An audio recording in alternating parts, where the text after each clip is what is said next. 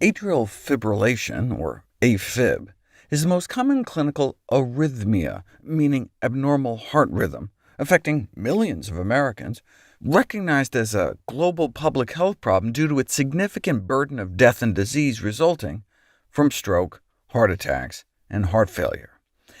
Is there any particular diet that may help prevent or treat it? Well, recently we learned what not to eat. Low-carb diets are associated with increased risk of developing atrial fibrillation for a variety of reasons. First of all, people on low-carb diets may be eating fewer anti-inflammatory foods like vegetables, fruits, and whole grains. Reducing intake of these anti-inflammatory foods may be one of the important mechanisms for the risk of getting AFib. Secondly, a low-carbohydrate diet means increased protein and fat consumption, which may stimulate oxidative stress, the formation of free radicals, which was also demonstrated to be associated with AFib. Finally, the effect could result from the increased risk of other cardiovascular disease, which can set you up for AFib, and indeed, low-carb diets are associated with an increased risk of overall mortality, dying from any cause, as well as specifically dying from cardiovascular disease and dying from cancer.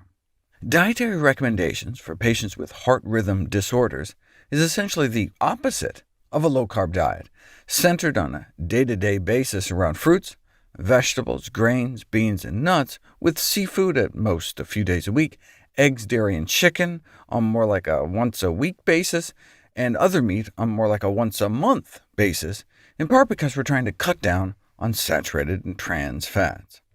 Whole food plant-based diets, emphasizing whole grains, legumes, beans, split peas, chickpeas, and lentils, vegetables, fruits, and nuts, and excluding most or all animal products, may play a special role, as they not only maximize protective foods, but also exclude potentially harmful animal foods. For example, there's persuasive evidence that avoidance of certain foods may beneficially affect atrial fibrillation, such as the avoidance of dark fish and alcohol. The dark fish thing comes from the Framingham Heart Study. By dark fish, they mean salmon, swordfish, bluefish, mackerel, and sardines. And they found in an exploratory analysis that those participants who consume more than 4 servings of dark fish, like salmon or sardines a week, were at a whopping 6-fold higher risk of developing AFib, though the intake of fish in general didn't seem to have any effect.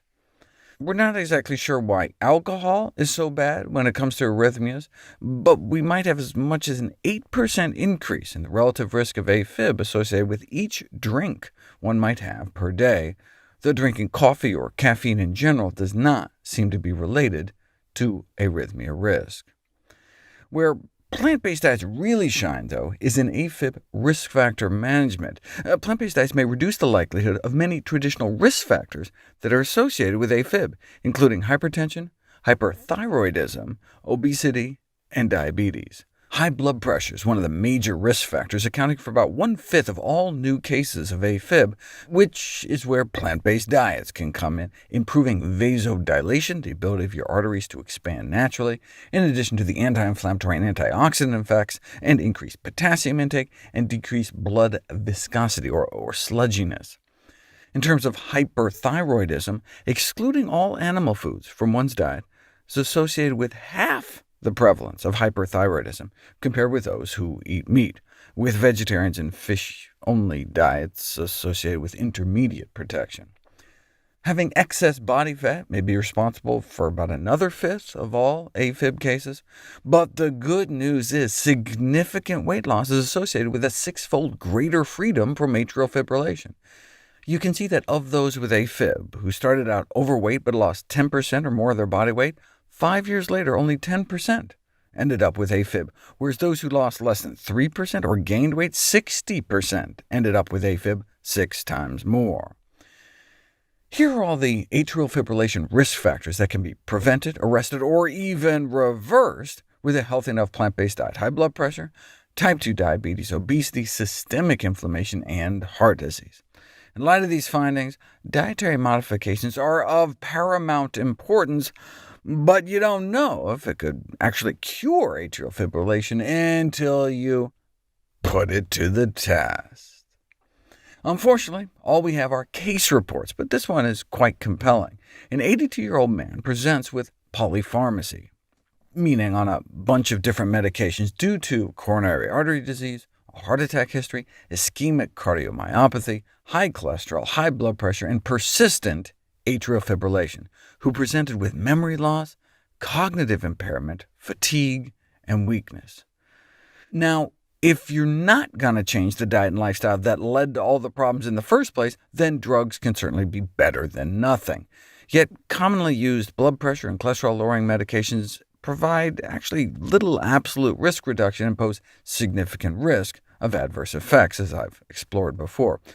So this guy decided to start treating the underlying cause. So he started a whole food plant-based diet with moderate physical activity, resulting in a rapid reduction of high cholesterol and high blood pressure, and the discontinuation of statin, antihypertensive, and beta-blocker drug therapy. The patient also reported reversal of impaired cognition and symptoms associated with atrial fibrillation and ischemic cardiomyopathy, including lightheadedness, fatigue, and weakness. Check out these numbers. Started out on all his medications, started eating healthier in February, and his LDL bad cholesterol dropped 37% down to 72. And you say, yeah, but he's still on cholesterol-lowering statin drugs. But even after his doctor discontinued it, and his blood pressure meds, his cholesterol stayed down, and his blood pressure completely normalized. OK, but what happened to his atrial fibrillation? Completely resolved. Here's how the patient described it. In December 2017, I suffered a near-fatal heart attack and was rushed to the hospital. I immediately had a stent put in. The following day, I was prescribed a number of drugs to manage my condition. My brain fog got worse, and I felt tired all the time. I decided enough was enough. I'd already lost 4 years of my life to medication-induced brain fog. I wasn't going to sacrifice more. I'd been eating a wholesome Mediterranean diet, but I was then educated on the benefits of cutting out all the crap. And now I have the strength to lift weights and walk and run on the treadmill an hour every day. I feel more alive than I have for years. I wake up each morning with a clear head and happy heart, grateful to not have to take a handful of drugs. Even though I'm not perfect with my diet, I've seen huge benefits from eating this way. My blood tests have shown remarkable improvement, which keeps me motivated to stay on track. Because of my improvement, my cardiologist suggested I could let go of his last remaining drug. Eating this food gave me an opportunity to reclaim my health.